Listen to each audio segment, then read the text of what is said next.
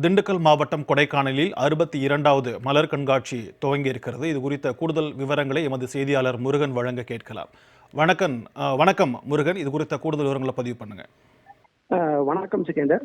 திண்டுக்கல் மாவட்டம் கொடைக்கானலில் கோடை விழா சுற்றுலா பயணிகளை வரவேற்கும் விதமாக மாவட்ட நிர்வாகம் மற்றும் சுற்றுலாத்துறை சார்பாக கடந்த வாரங்கள் பல்வேறு நிகழ்ச்சிகள் நடைபெற்றன. கொடைக்கானலில் முதல் முறையாக வான் சாகச நிகழ்ச்சியான பாரா சைலிங், நட்சத்திர ஏரியின் லேசர் லைட், ரோஸ் கார்டனில் பழங்குடியினர் மக்களின் நடன நிகழ்ச்சிகள் மற்றும் மணமனூர் பகுதிகளில் ராட்சதர கண்களை கவரும் காத்தாடி நிகழ்ச்சிகள் நடைபெற்றன.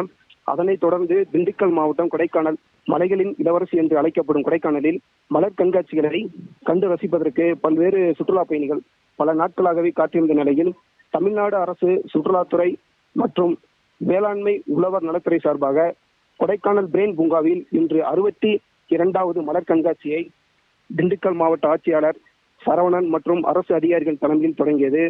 இவ்விழாவில் சுற்றுலா பயணிகளை கவரும் விதமாக வாழை காய்களை கொண்டு அமைக்கப்பட்ட நுழைவாயில், மலர்களால் அலங்கரிக்கப்பட்ட மயில், கொய்யா பழங்கள், கூட்டு சாவிகள், பழங்களால் உருவாக்கப்பட்ட விலங்குகளின் உருவம் மற்றும் மலை கிராமங்களில் விளையக்கூடிய காய் மற்றும் இயற்கை பொருட்களை சுற்றுலா பயணிகளை கண்டுகடுக்கும் விதமாக இடம்பெற்றன.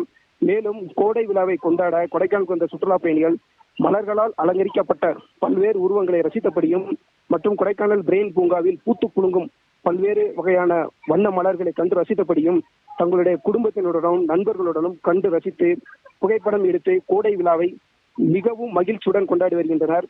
மேலும் கோடை விழாவை கொண்டாடுவதற்கு கொடைக்கானல் வந்த சுற்றுலா பயணிகளால் கொடைக்கானலில் உள்ள வியாபாரிகள் மகிழ்ச்சி அடைந்தனர்.